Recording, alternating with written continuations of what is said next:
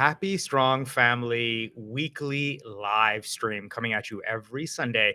And this time around, we are going to focus on disability awareness. Now, to my left, I have Brother Mamoun. Brother Mamoun, how are you today? I'm doing excellent, man. Alhamdulillah. I'm truly a pleasure to be here. Nah, it's good to have you. We're always broadcasting live from the studios within Masjid Dar al Iman. So let's see. Today we're going to focus on, from my notes here, you're trying to build an awareness campaign for the imams across the GTA. You are a member or the marketing manager of Muslims with Disability International, and this weekly live stream is very, very timely because December 3rd is the International Day of persons with disabilities. So let's kind of drill down on this. How can the imams, being the spokespeople, within the masajids across the GTA, obviously they have a captive audience every Jummah, every Friday. What kind of message are you trying to get out to this crowd? طيب we'll start inshallah by saying alhamdulillah rabbil alamin sallallahu wa sallam wa barak ala sayyidina Muhammad wa ala alihi wa sahbihi ajma'in rabbi shrah li sadri wa yassir li amri wahlul 'uqdatam min lisani yafqahu qawli. So I love how you began this by kind of giving me credit for it, but the truth of the matter is this is the actual 14th annual international Khutbah campaign on disability. That's been led by MDI, which is Muslim with Disabilities International. So been around for a long time, 13 years. This year we're just going a little bit bigger, inshallah ta'ala. We are actually reaching out to a lot more masajid, alhamdulillah rabbil alameen, which is, and the whole idea behind this is on December the 3rd of every year, the United Nations has declared December 3rd as the International Day for People with Disabilities or persons with disabilities. And that's to bring awareness to people with disability, living with disabilities all over the world. Now, we're doing really well in the mainstream, I guess, really realm of things, but within the actual Muslim communities, we're not there yet. We're working on it, alhamdulillah, we're getting really better, but we are not there. We're not where we want to be as yet. So the idea behind the Disability Khutbah campaign from Muslims with Disability is to basically spread that out from the place where every single Muslim basically goes and regards as a place that's really important for them, which is the pulpit of the Prophet sallallahu alaihi wasallam, the member of the Jum'ah. And it's been a really, subhanAllah, I want to say it's been really successful, alhamdulillah, because a lot of imams are actually really interested in talking about these topics. And they know about the numbers. They know about the need for this type of campaign. So now let's kind of deconstruct this. And as I've said for quite some time now, it's a recurring kind of thread, theme, saying that we have the very challenging discussions. We don't hold back. That is the very purpose of this. Well, you brought the right man, my brother. So with regards to that, let's kind of deconstruct this. Now, in terms of, disabilities, there's neurodiversity, right? There's maybe mobility issues, right? There's physical issues. Obviously hearing impaired, visually impaired, wheelchair accessibility. So what can the imams say or do to have that impact, to kind of raise that level of awareness? You are bluntly saying that as a community, we are not there just yet. Yes. So let's kind of deconstruct this. Let's understand then, how can we counter, perhaps, let's dial it back and say, how can we counter our implicit and explicit biases? Maybe that's an issue, maybe not.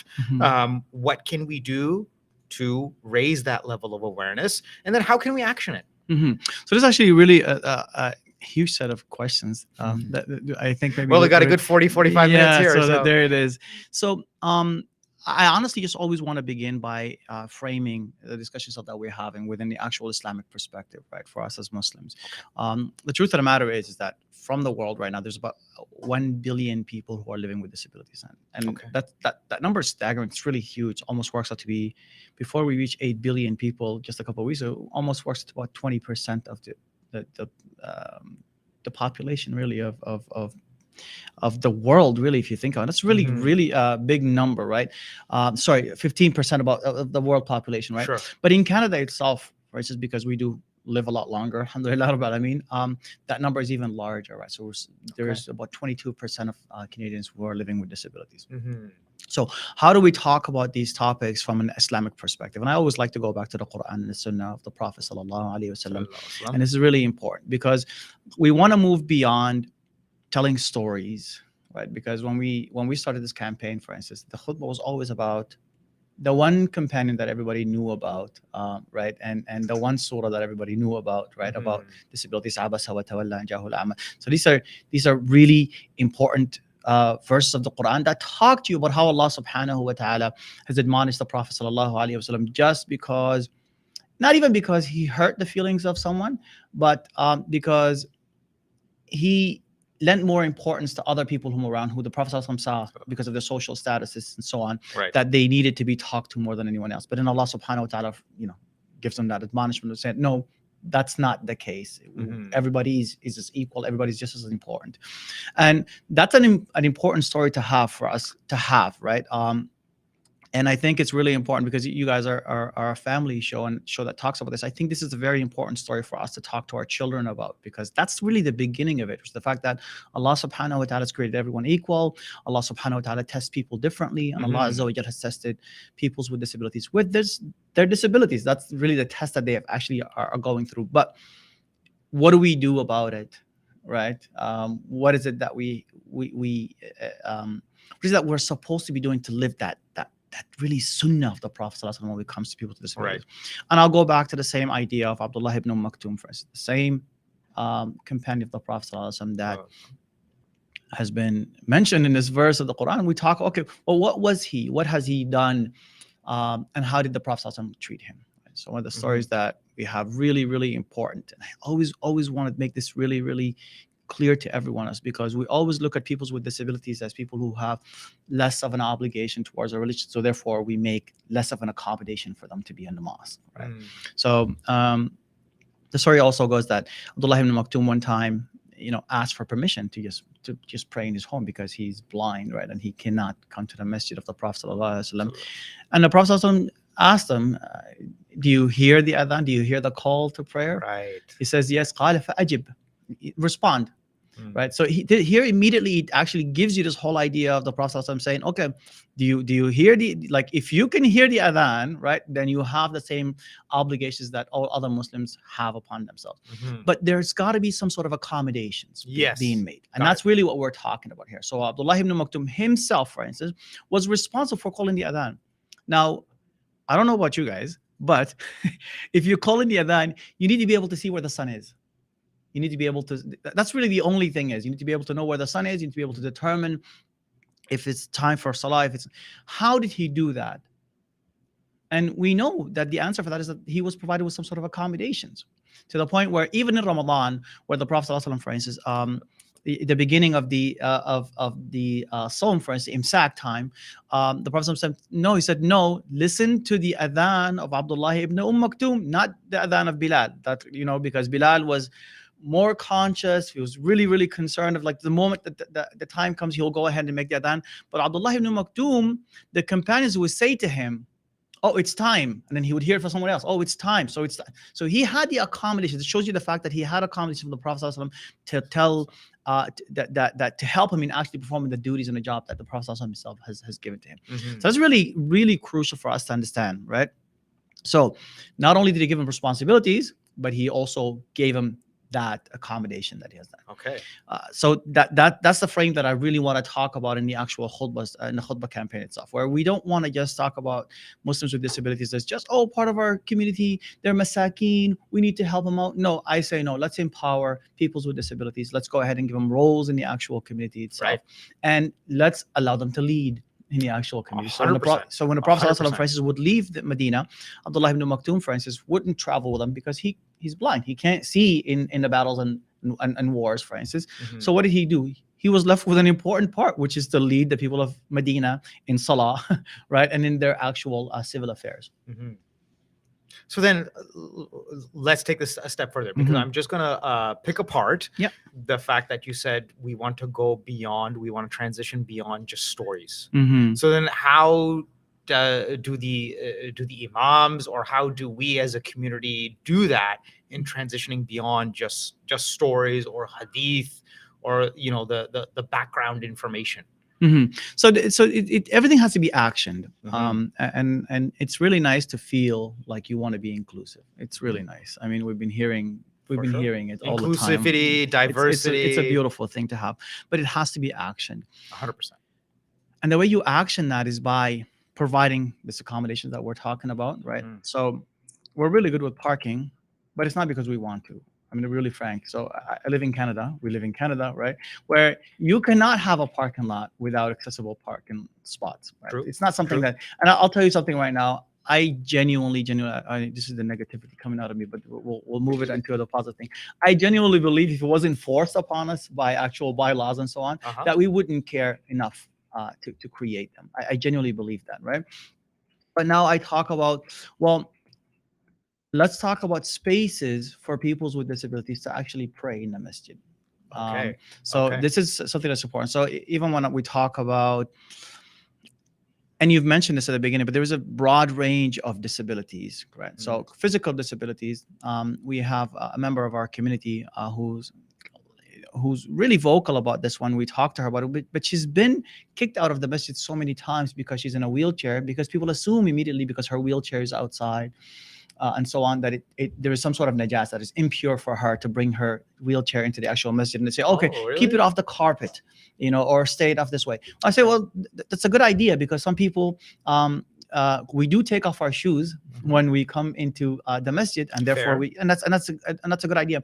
But it's the masjid itself. Does it have a space for people with wheelchairs to come in, for instance, where they can just park their wheelchair and not feel excluded? This can't be somewhere like far off to the side. We're like, oh, okay, just keep them over there, in the closet or so on. No, is it a part of your actual building strategy itself? When you're building your actual mosque, okay, this space here is going to be for those who need some sort of physical accommodation, right? So they can come in with their wheelchairs, and that's perfect, right? So people's gonna, because we do this with elderly Muslims, for instance, right? We have spaces for them where they can come and sit down. Sure. It's really a good idea. The second thing is, I have a sister with an intellectual disability, and that's kind of really what brought me into this actual work in itself here.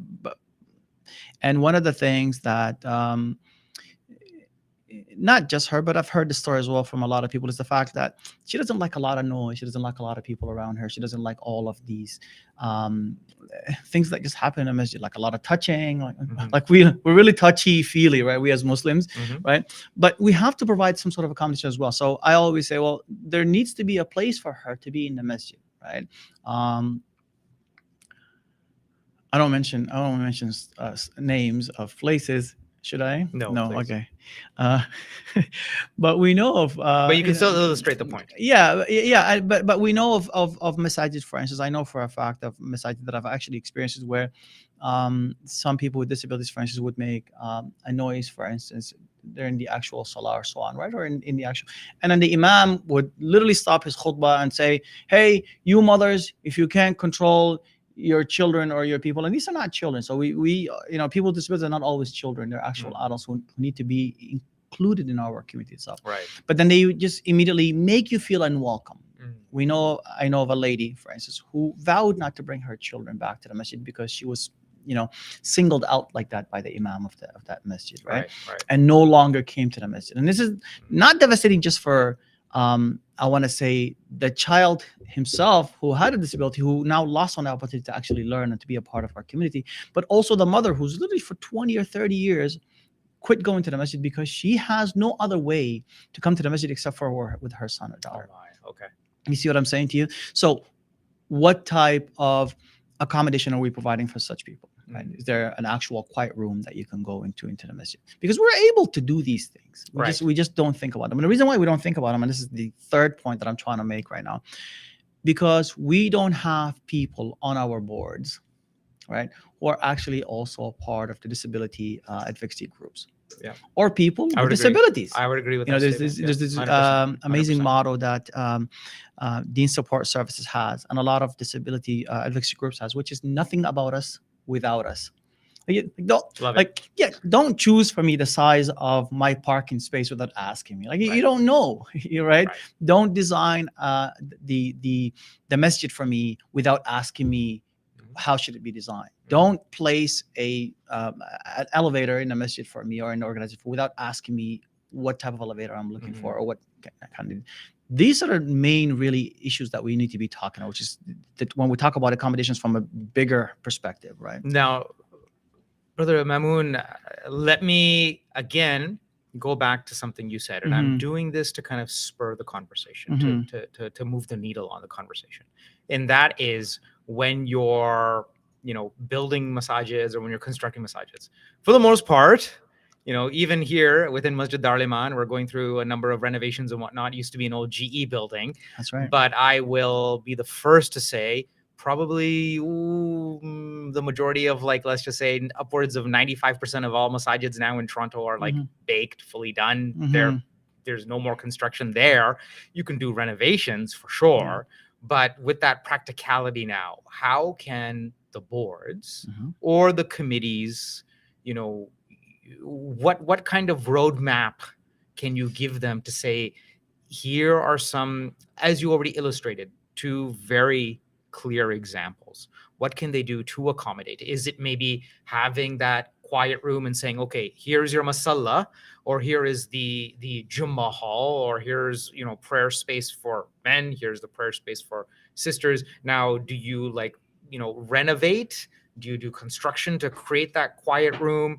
Do you maybe put some tiles and flooring to have a wheelchair accessible pad? Not just the carpet, just 2-3 examples. Obviously, there's a lot more that can be done to accommodate neurodiversity, but just some of the examples that you're aware of in your active participation. What can masajids do? Because a lot of them are just they've been running for a while now, right? Whether it's 6, 7, 8, 20 years even. But what can they do? You have, and again, I'm not going to mention names either, but some of them are newer, some of them are older, some of them have taken, the shape of, like in Mississauga, they were a house and now they have this glorious, phase 2, construction of a full masajid. But what can they do? Because, aside from the parking spaces, yes, I'll be critical of our masajids now too. Aside from the parking spaces, there's not much that I've seen. Well, I mean, I'll begin by saying they have to start by doing all of those things that you've mentioned, right? That's the first thing. But I think it's really crucial, and this is the crock of it, really, it's really important, is that they have to partner up with organizations that can actually tell them how to go about doing these accommodations. So, I mean, I immediately mentioned, for instance, DEEN support services, for instance, where there's a lot of consultancy work that we actually do on behalf of masajid organizations. Not just masajid, right? We're actually finding out that even though we're a Muslim organization, a lot of non-Muslim organizations are actually reaching out to us more than the actual Muslim organizations, where they say to us, okay, well, listen, we want to be accommodating to people with disabilities. What can we do? And we'll provide you with an actual plan. We will take you through the whole process of going about everything. Can be made accessible. I always say to people, everything can be made accessible. And we also, not only will we actually assist you in finding, in making your place, accommodating for people with disabilities, but we'll also look for you and show you places where you can get grants to help you with that financially. You took and that's the next set of words out of my mouth. Because this is really important. First of all, living in Canada, and I wish this can happen all over the world, right? But we have a lot of resources, alhamdulillah, right? We have, I mean, we're not the best, but we're doing a lot better than other people, for sure, right? And that's, I think, is an essential thing that we have to think about. Well, where do we get the money from? Because that's what a lot of masajid always say. Where do we get the money from? Well, I say one thing. We get the money to hang chandeliers for hundreds of thousands of dollars all the time. We don't have any issues with money. Well, alhamdulillah, I've never ever, I've been an imam for almost 15, almost going on to 20 years now. I don't want to date myself, right? I have never seen a masjid close down due to shortage of money. Ever. You know what I'm saying? I've seen them shut down for a lot of other reasons, right? But the fact that there is no money has never really been the case, right? And we see this. We see the fact that during the pandemic, for instance, Muslims were a lot more generous with their money towards the masajid. And then when we actually have a real thing that needs to be done, right? Then we're able to actually ask and reach out to our community, and our community can provide us with this. Besides the fact that the government itself provides you with a lot of grants for accessibility. There's so many of them, which is unbelievable, right? So that's the first step that I say to you: reach out to an organization like DEEN Support Service, or or MDI, right? To go ahead and to ask for some sort of consultancy work. This is easy to be done, and they're not the only ones, but those are the ones that are actually specializing in the Muslim space itself, where we can, if you have a masjid, if you have a nonprofit organization, all these kinds of things, we can help you, inshallah, and work with you on making your place accommodating. This is the first step to actually making it. Okay. And then in terms of, what about the extended family of someone with a disability? So I'm, it's heart-wrenching for me to hear this story, but I can definitely see that in my mind's eye of a mother who, needed the support of her children, for various reasons.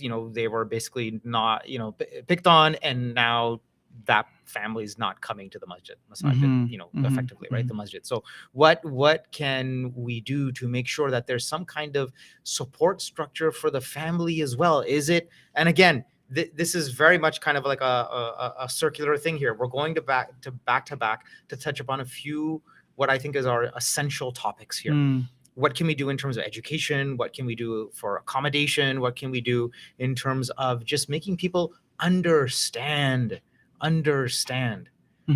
So programming.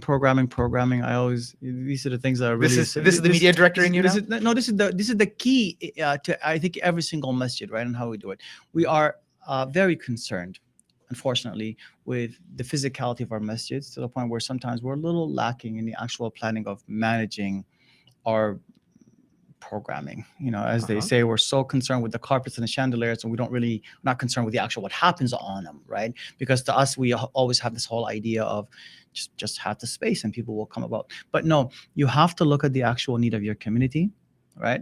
And we just said these numbers. These numbers are staggering, right? When I say to you, 22% of Canadians, right, have some sort of disability, right? Whether it's physical, whether it's intellectual, that's a huge number. For sure. And if you don't have a regular programming for peoples with disabilities, then you're not a part at all of the solution. Right? As a matter of fact, I would even go further and say you're a part of the real problem, excluding people with disabilities. Agreed.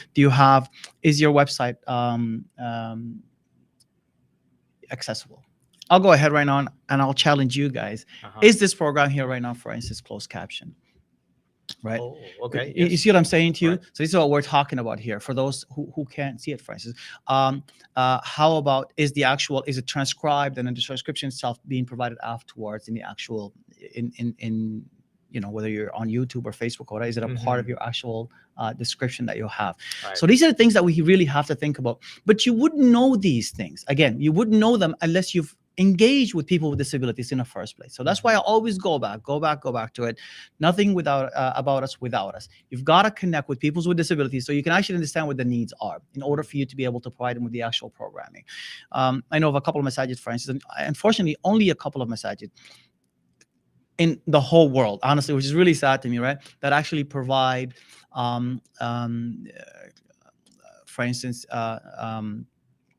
help for those who can hard of hearing, for instance, right? ASL language interpretation. Okay. Instance, right? Yes. Like right. American Sign Language. Yeah. So live also. I'm not talking about online, because online is easy for us to do, right? And even the ones online, even though it's easy, there's not people who are actually doing it. So when masajid are actually, transmitting their actual khutbah, then you add in a second person, they put them on there. I say, well, what have you done for those who are actually in the masjid? When they actually come to the masjid. Now you have someone who doesn't hear, who cannot hear, who's deaf, and he's just there basically filling space. And he'll be rewarded for this. We're not talking about the reward here, obviously, because I don't want to take it from a religious perspective and say, oh, they shouldn't come. No, they should actually be there, and that they'll be rewarded for something. As a matter of fact, I make a claim that they'll probably be rewarded more than anybody else. Right. Because there's no benefit there except for them to just actually be there, right? As an actual filling space itself. Right. But what are you as a masjid management or as an imam, for instance, doing to provide that sort of accommodation for him? Right. So that's what we talk about, the actual programming itself for it. And then besides the actual physical accommodation, just like I said to you, the actual spacing itself, the program itself that needs to be taught. There are specific things and questions that people with disabilities ask religiously, and our imams I don't want to say they're not trained. I'm very sure they're trained about it, but because the question is not asked often enough about it. Okay. Right. So every Ramadan we get the same questions over and over about fasting and not fasting and so on. And people always say, why are the same questions? I say to them, because Ramadan only comes once a year. So people forget it's normal. There's no issues with this year. Right. So if you're dealing with an actual issue with someone with disability whom you see once every couple of years, then yeah, your community needs to be reminded on a regular basis on the actual rulings and ahkam and so on, right, of how they practice their religion. Sorry, I'm a little hoarse. Yep.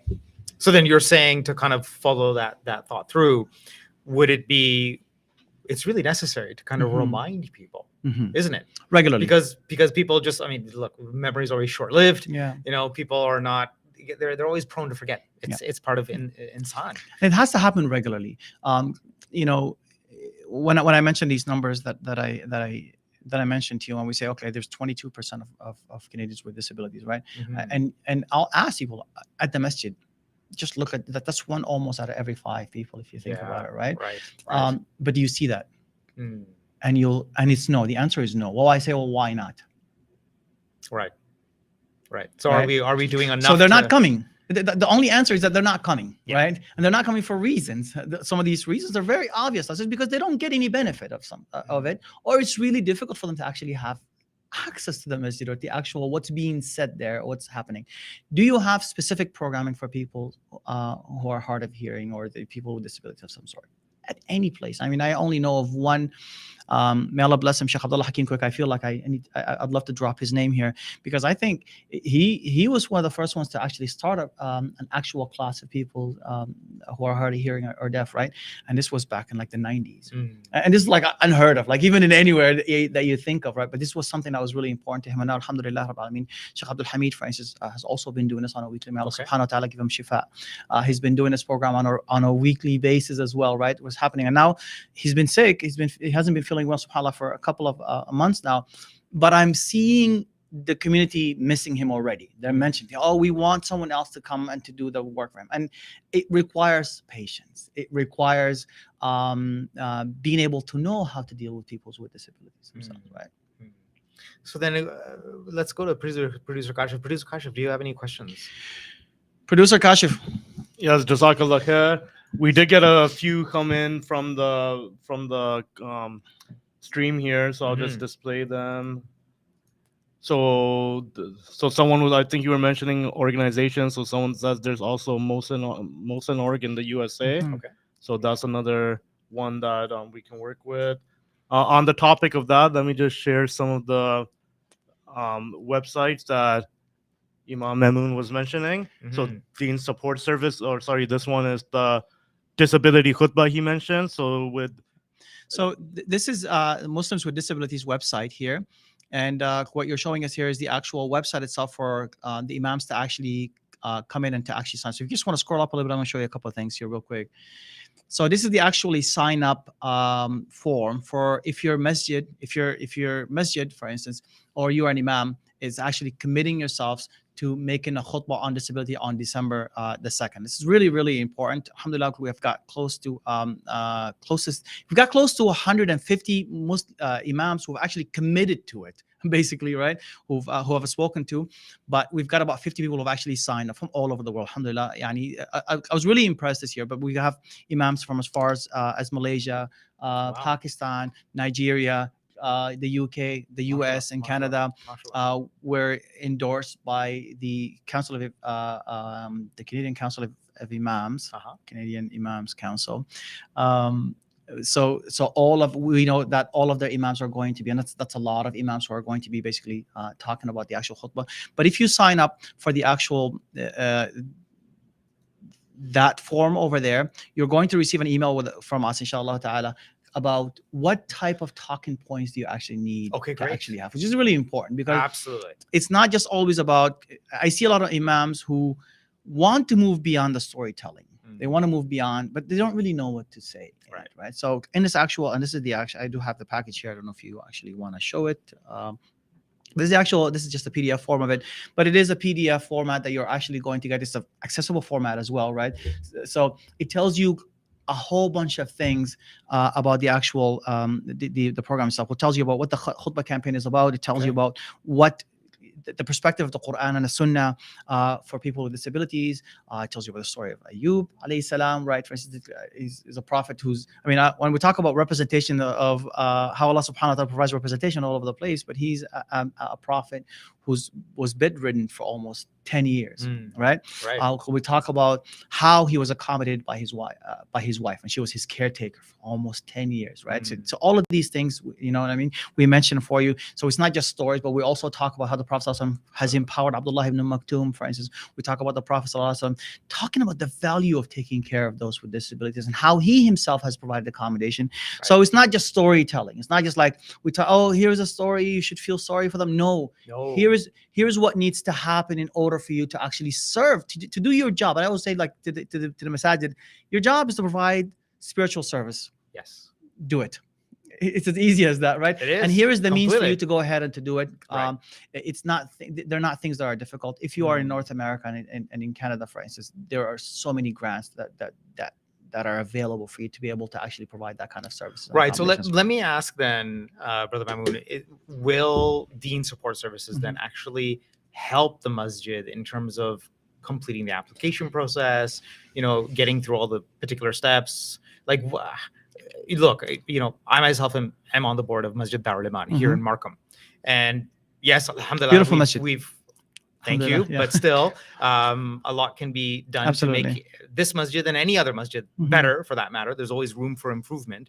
We've been able to, alhamdulillah, tap through a number of grants for the outside perimeter fencing, for video security cameras. Yes, inshallah, in time, we are actually working on a specific grant, or we've received it for a elevator within the building, which is very much needed, considering this is a 2-floor building, and other such things. So let me kind of ask a very specific question, because I know this is not a pain point, but it does, whether the congregants like it or not, it becomes a pain point for the management, because then it's a daunting task. I don't know what to do, and then no one does it, right? So what can be realistically done here in terms of that kind of daunting application process, right? Yeah, so we'll help out with the actual application process. Okay. That's something that we can. It's not a service that we actually provide, but honestly, no one has reached out to us ever with any sort of request. So we said, well, we don't do that. We'll find you someone who knows how to do it. We'll find you a way for it to be done, okay? And we'll guide you through the actual process. It's something that we've done all the time, right? Okay, so awesome. To us, it's a simple thing, and it isn't really difficult. Like, as a part of the masjid's board, we sometimes we just think things are difficult until we do them, and they're like, oh, this is a lot easier than we think. It really is, right? Especially, and I'll say this over and over again, especially when it comes to the actual work of Allah subhanahu wa ta'ala, and the work of doing things to accommodate Muslims to just worship Allah subhanahu wa ta'ala easier. I have no doubt in my heart and in my mind that Allah subhanahu wa ta'ala makes it easy for you, and it provides so much ease for you, and it becomes just simple. Some people always can't believe, oh, this was really easy for us to do, right? But reach out, like, make the first step of actually reaching out, inshallah ta'ala, and it'll be done, inshallah. Right. Awesome. There's a prayer that I've picked up from somewhere, and I don't even remember where, but it's a very, to me, it's a very beautiful dua. Oh Allah, if you please look after my dunya, so I can focus on my akhirah. So I think it falls along those lines, and just to kind of, unless Producer Kasha, we have any other comments or feedback, or if you want to kind of put a question. Yeah, absolutely. So, actually, there was one more website that I want to share. Yeah, while we were here. So DEEN supports DEEN Support Services. So this was the organization that we were mentioning. Yeah. So DEEN Support Services is a disability empowerment and equality network. We provide services for Muslims with intellectual disabilities specifically, or they actually have day programming. So let me talk a little bit actually about what some of the programs that we're actually doing here. Some of the things that I think are really, really crucial. So if you go to the actual network programming, right? So go to, so there is a whole bunch of DEEN Peer Network. That's for Muslims who have to take care of other Muslims with disabilities. Okay. Right? This is something that's really, really, really difficult. I'm going to tell the story, and so just like I said, I have a sister with an intellectual disability, and one of the things that used to when I was younger, I used to think it was really, really weird, and that I thought it was really specific and particular to my family. But now, as I'm actually growing up and working with Deen Support, so I'm seeing that it's an actual theme for a lot of people, which is the fact that my mom used to make this specific dua like regularly, right? When I would be with my sister or whatever, and she would just say, you know, I wish that Allah Subhanahu wa Taala would take my sister Shaza before I die, right? And this is my mom making this dua, right? And it is it is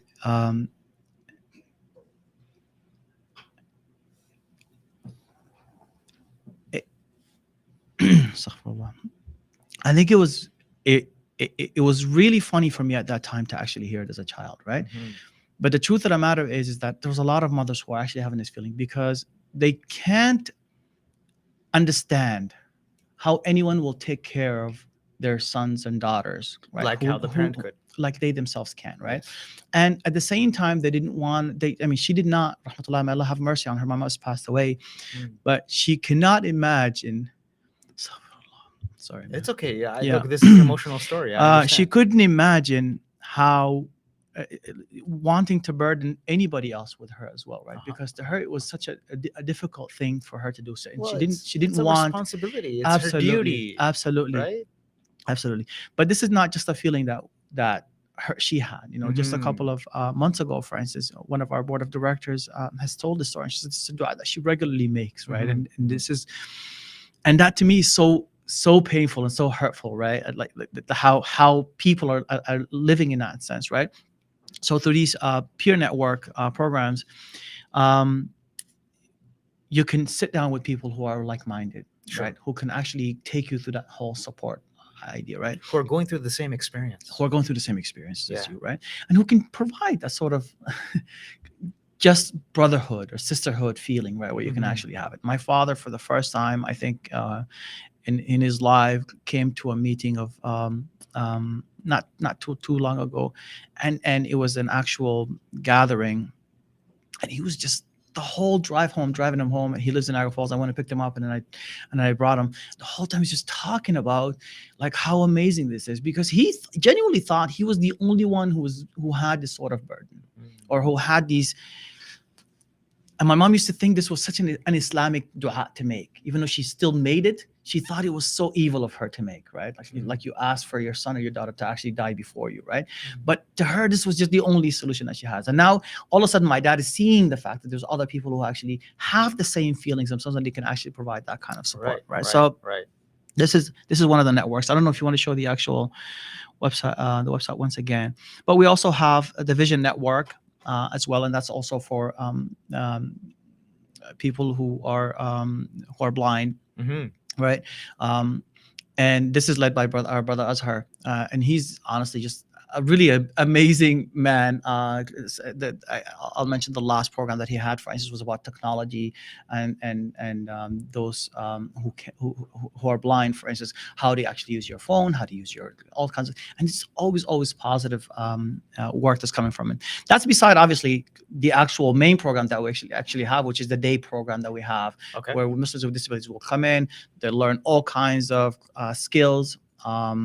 Financial skills. This is how you go to the actual store. This is how you pay. And all of this, because a lot of people always ask, well, why DEEN Support? These services are provided in other places. All of this is done within an actual cultural and faith perspective. Right. And this is a really, really important thing that you have to talk about. I am terrified when I hear of, stories of people with disabilities, for instance, getting abused in homes, right? I am terrified when I think of my sister, for instance, right? Where the fact like I don't want her to go into a place where she's always being treated as different as the actual Muslim. Right? Like, okay, she's the only one. When we're ordering pizza, you know what I mean? She's already feeling funny enough, you know what I'm saying, about being in a space, and about the fact that, and all of a sudden, like for her specifically, Shaza, she can't have pepperoni, but everybody else is actually having it around her, right? Or having help around just using the bathroom. You know what I mean? This is a conversation they actually have, right? I want her to go to a place where if she needs to be helped to go to the bathroom, I want an actual female to be able to take her. Right. For your son, for instance, you want a man to be able to take him and to actually go through just the purity process, for instance, that Muslims go through that non-Muslims don't. Right. They just don't have any knowledge of it. And I always say it's not a lack of accommodations from they just don't know about it, right? So who's going to provide for these kinds of services if it wasn't us, right? So one of the big projects that we're having here, inshallah ta'ala, which is we are looking for an actual home for Muslims with disabilities, right? Where they can live there full time. I don't know if you know or not, but like just the waiting list for a place, if you have a son or a daughter where you want them to actually have a home in any place, is almost 7 to 10 years. Oh, okay. Yeah, wow. like in the GTA, for instance, it's crazy. I know in other places it's really, really funny, but the GTA, where the vast majority of Muslims live in Canada, for instance, it's a long, long time. Yeah. But you've got to plan. You almost like, I let me use this example, okay?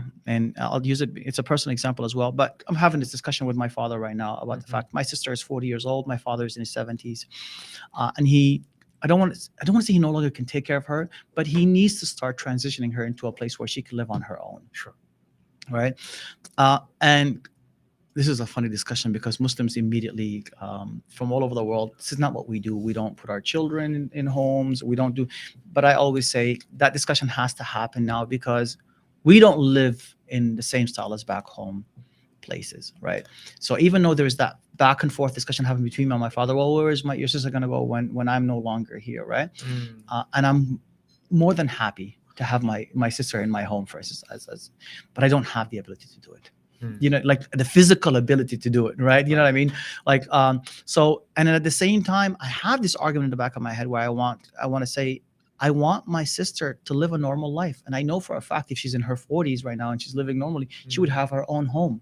Right. To top it all, I want her to not go through the shock of losing a parent and at the same time having to move somewhere else. Oh my goodness. Right. You see what I'm saying to you? I don't want it. I want to be do. able to transition this in a way where it's actually smooth. I want to be able to have her where she can have her own place, her own home, right? And I can go visit her on a regular basis. She can come visit me, right? Yeah. And my father can go visit her and she can actually make phone calls and we can talk to each other just like she would live a normal life. But then she actually has a support within. This is something that every single Muslim deserves to have. And Muslims with disabilities deserve to have. This is the campaign that we are actually working on that needs to happen in the GTA. It needs to happen very, very soon. If you go to our website, you'll find a lot of really endorsements from Muslims with disabilities with sons and daughters where they're worried about them. They're aging, they're getting older, very, very concerned about where their kids are going to go. So is it a matter of, and again, it's just having these difficult discussions, right? Maybe even challenging them. Is it a matter, Mamoun, to work with the developers, work with the Ministry of Long-Term Healthcare or healthcare? What can some of the public, and I'm not talking about congregants or communities or people in general. I'm talking about the ecosystem here, right? So in terms of the system, whether it's a Muslim builder or not, and again, I'm not going to name drop. Okay, there are Muslim builders out there. I know that much, and here in Markham, we already know of a few people. But that being said, how can we action this? Is it a matter of working with the government? Is it a matter of working with builders to give them those accessible homes? So this is a community issue, first of all, because this is something. First of all, these types of projects. I don't know how to say it in a very respectful, just very positive way. Well, but they're not very profitable for developers. They're almost money sucking for them, right? Because you're just spending a lot more money than you're actually making any sort of money. So this is one of the things that's really problematic about these kinds of projects. So then I'll challenge that and say, if anyone, and sometimes Brother Kashif knows this really well. Sometimes I look straight into the camera and I'll tell the community this much: if you are a developer, if you're a builder, and if you want to do anything in terms of leaving some sadaqah jariyah, okay, you don't have to build a well. You don't have to, do other things overseas. In your own community where you work, live, and play. How about if it is revenue sucking, you lose money, consider it as a sadaqah jariyah. Yeah. And it has to be considered as that, because it really, so within the Islamic framework, right, that you would have to think about your finances, your money itself is an actual responsibility that's been placed upon you from Allah subhanahu wa ta'ala. And two major aspects of Islamic financing is zakat and waqf. Right, there's only two. There's in Islamic financing, for instance, or Islamic perspective, for instance, there's three different ways that you talk about money, which is waqf, for instance, and zakat, and then there is tijara, bayan shira, right? These are the three ways. So two major parts of this is the actual zakat, right, and the other part is the awqaf itself. I would challenge people to say, okay, let's provide a waqf. Waqf is basically where you actually have a property, where you say whatever it is, right? It's some sort of something that makes money, right? We say this is a waqf for this cause, and it'll stay as this forever. Right. It'll stay like this forever. We cannot sell it. We cannot buy it. But the income that comes out of it, for instance, serves this portion of the community. Yeah, we need that. We don't have anything as such as that. It's a real problem for us. And I'll challenge the Muslim community to go ahead and to step up and to actually make these kinds of things. We have a lot of masajid, and we're still building a lot more. Yep. But we don't have any spaces for Muslims with disabilities, right? And the ones that we have are really struggling and actually like just moving beyond just existing, right? We have to exist. We have to kind of flourish. We have to actually grow, right? So this kind of service becomes even mainstream for people, right? I mean, DEEN support services, first, we have a lot of, in terms of the numbers, relatively, right? A good number of service receivers, right, who are non-Muslims, and they like to be with the Muslim community because they think they're really amazing. Their values, we just like their values, right? So this has to move in that kind of direction, right? Agree. Yes. Sorry, I'll just interrupt. Brother Mustafa, if you remember a few weeks ago, we had a very similar conversation with Brother Iqbal from Muslim Welfare Center. Right. I was actually thinking Muslim Welfare Center. Where it came to our elderly and they're going to need a place, and it's not back home, and we got to change our mindset about putting they need that support. So they actually have gotten government funding now to build a facility for a seniors home in Whitby. Yes, so maybe there's some synergies there to learn from. And 100%. And I'm not gonna lie, like there's a lot of work that's being done in the community, alhamdulillah. Honestly, our community is so full of khair. Like it's just sometimes when we talk about the problems, we sometimes neglect to actually mention the fact that there is a lot of goodness that's happening. Alhamdulillah, wallahi, I am absolutely blessed to be a part of this community in terms of the actual financial support that actually happens. But there's work that needs to be done. Yes, right? that's it. And that work happens through us basically educating the community itself and telling them like, here's where the need is. And that becomes difficult when you don't see those members of the community that you need to have. And that's why I always say we always go back to the actual khutbah campaigns, because the khutbah is where every single Muslim is going to be, right? Yep. So if we don't come back and we actually talk to Muslims about this is a good number of your community that exists here, and they are not here right now because we didn't provide them with accommodation. Yes. And it has to be just a frank, open conversation, right? Right. There's a good number, 22%, one out of every five of you guys, right, should be right now as a person with a disability, and yet we don't see them. If you look right or left, you'll find a handful, maybe 10, 20 in a huge big masajid, let's say 100 Muslims with disabilities. We're out of thousands, right? Yeah. Why aren't they here? Exactly. They're not here because we have failed in providing the actual space, the physical space, and the actual means to be here. And we have to work towards including them. And then when we include them, when we see them around us, it doesn't become difficult for Muslims to actually extend their hands in our pockets. Well, yeah, I want to do something. Because right now, they say, well, I've been to a couple of masajid. This is actually really funny, right? Where I say, here's the work that we do for Muslims with disabilities. And they say, well, I don't know any.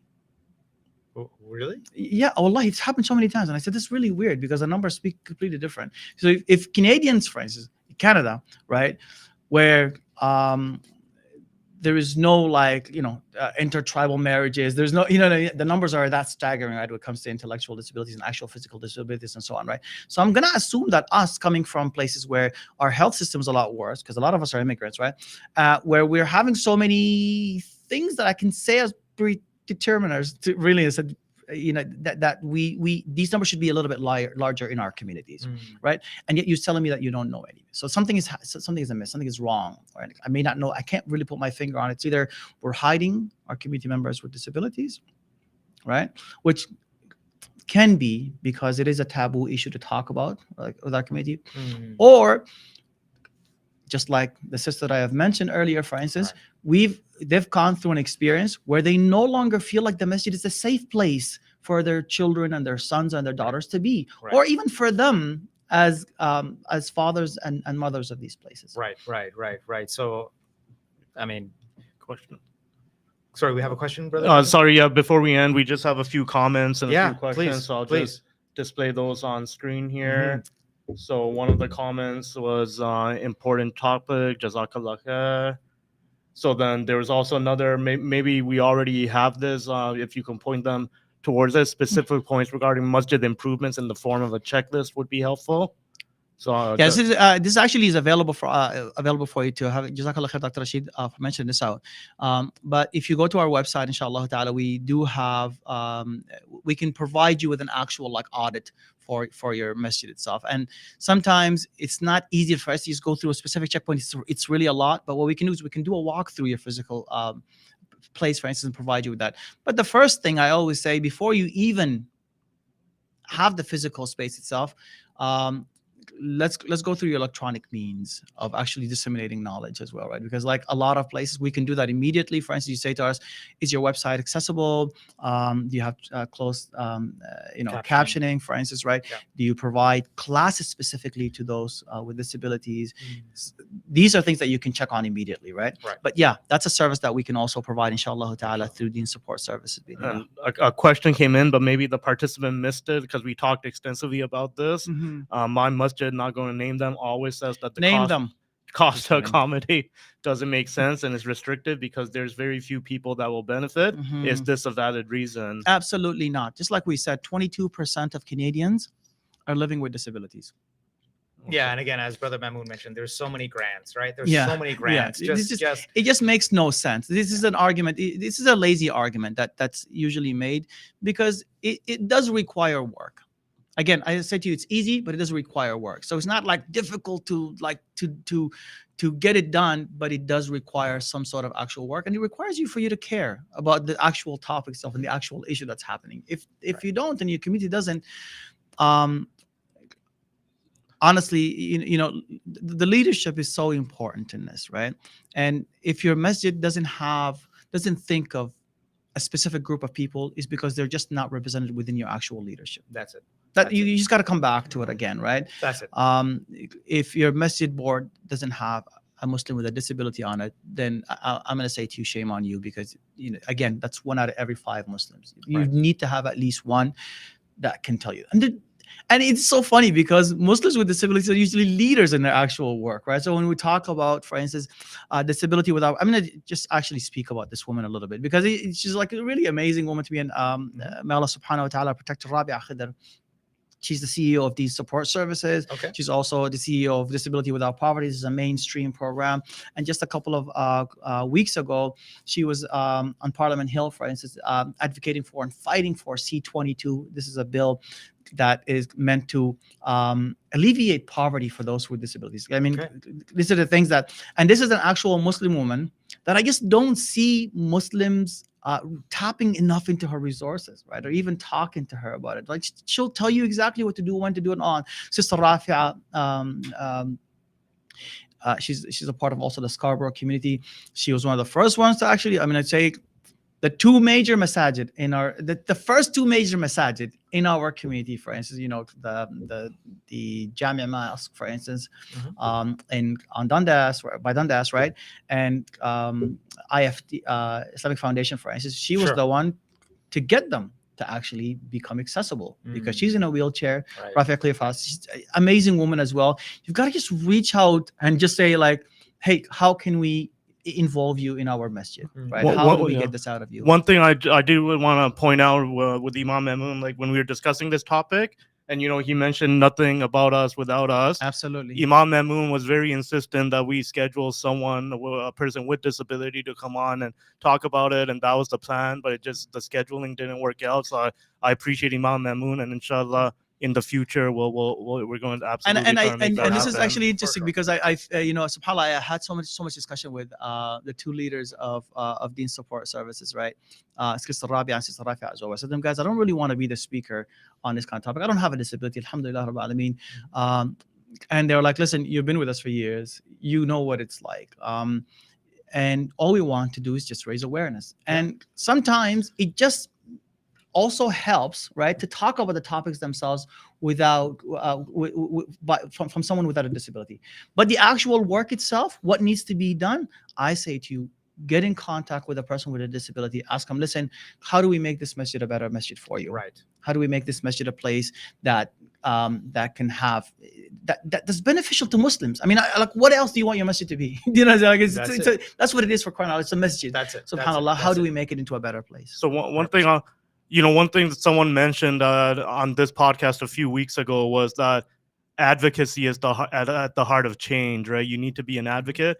What I notice for these things in the corporate world where I work, there's usually one person that's an advocate that pushes it through for the entire board, for the entire company, for the entire masjid.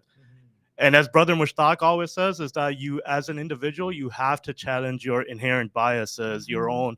So when it comes to this topic, as an individual, when we're looking to raise like the next generation of advocates, as parents, as individuals, how do we challenge it? Like, what are some tips you can give us to challenge our own biases, our own inherent subconscious bias that we have, so we can become that advocate for change? So this is a really difficult question to ask, right? Because and it could be answered in so many different ways, right? So you guys are a family program first, and I just talk from a parenting perspective, right? Yeah. One of the things that I always say, teaching the you got to answer that. That's really important. It's my kid's tutoring, but you go on right ahead. Inshallah. One of the very essential things that one of us have to do is to actually model how to behave. There's a very famous line of poetry. قال مشى الطاووس يوما باغتيال فقلد مشيته بنوه فقال على ما تختالون قالوا لقد بدأت ونحن مقلدوه ينشأ ناشئ والفتيان منا على ما كان عوده. This is like the whole idea of this whole line of poetry is whomever you're helping and raising up as a child or so on, right? They will grow up on however you behave. Right. Beautiful. Yeah. So even if you don't know how to do things, but you're seeking it, they're going to say, okay, you know what? My dad was a seeker of knowledge. My mother was a seeker of knowledge. She was not perfect. Beautiful. He wasn't perfect, but he was seeking knowledge. He was trying to find a way to make the world a better place, even though if he couldn't. And that's just really what's needed to be done at this point here. We're not saying let's make the world a perfect place. I'm saying let's work on it. Yeah. You know what I'm saying? Because it may not, the world will never become perfect, right? And that's a thing that like we have to talk about. We are, as Muslims, right? We sometimes have to live through difficulties in order for us to appreciate the goodness that's happening, right? But you've got to work towards making the world a better place, right? 100%. So we saw this as an amazing thing when we talked about, racial equalities, for instance, where now every single major organization, for instance, has an actual director of inclusivity and equality. Yes. Right, racial inclusivity. And I say, do the masajid have something similar? Right. Yeah. Great. Great question. Fair question. Muslim organizations, especially when you have organizations that are millions of dollars in terms of budgets, right? I mean, you have a youth council, you have a youth imam, and then you have an imam for the imams, and you have a major scholar and a minor scholar, and you have a mu'adhin, you have 3 people who do the sha'air, right? And you have 16 people who do the cleaning, and then 100 people who do the. And I said to you, have one person who can just look at your masjid and say to you, is it inclusive? Right. So really, that's kind of all you need to have at the beginning of it, right? And then they can tell you, are you going in the right direction? But if you don't even make the effort to actually find out, you're never going to find out. Right. So now, Brother Mamoun, we could really continue this topic so much more. Producer Kashif, let's line up a follow-up. For sure, maybe the CEO of DEEN Support can absolutely, absolutely. At the table. I'd love to have Sister. She's just actually traveling today, and Sister Rafia has a class at this time that she does not give up. Sister Rafia is also an Islamic teacher, mashallah. May Allah subhanahu wa ta'ala bless her and give her Jannah. But yeah, absolutely, we can set you up, inshallah ta'ala. Even this is a part of the accommodation itself, even if they cannot actually make it, because it becomes difficult for instance, we can just do it online. We'll do it And these are online. the We'll things do that it. are really, We'll do it as a possibility. virtual. Yeah, as a virtual, absolutely, absolutely. Yeah, we have the technology. So alhamdulillah. this is where I'll really just again ask everybody who has watched this or will watch this in the future on whatever platform, be it YouTube or any other, to spread the word on this. Absolutely. This is a important topic that is just not getting enough coverage. We need to be inclusive. We need to kind of understand the different spectrums of accommodation. And at the end of the day, like Brother Mamoun has said, producer Kashif, or even what I've said, we have to get better at serving the community. And the community is not just the community present in the masjid. It's those that are not coming to the masjid. Matter of fact, I will make the claim that those who are coming to the masjid are already coming to the masjid. So we work in there's a saying, preaching to the choir. Is that what they say? Preaching to the We're choir. just continuously preaching to the choir. Well, right? there you Where go. the place of the masjid itself, we need to be doing programs to bring people who are not coming to the masjid. Exactly. So on that note, again, share this podcast, spread the word, and challenge the notion. Yes, challenge the norms. And get your imam to go ahead and sign up. Muslims with Disabilities International website. I think producer Kashif is going to show up the actual website, inshallah. That's really important for us to go ahead, get them to actually sign up for the khutbah campaign. We'll send you the talking points. You don't have to worry about this. Like every single imam can actually give a khutbah on this topic, inshallah. December the 2nd is International Day for people with disabilities. That's the third itself. But the Friday itself before, that's the day before. Every single masjid in everywhere, really, in a sense, that every single khatib should be given their khutbah on disability and Islam. Inshallah. And on that. And if you don't, I'll come to you. Clearly, your passion speaks for itself. Absolutely. Brother Mamoun, thank you so very much. On that, we'll end the live stream. Assalamu alaikum.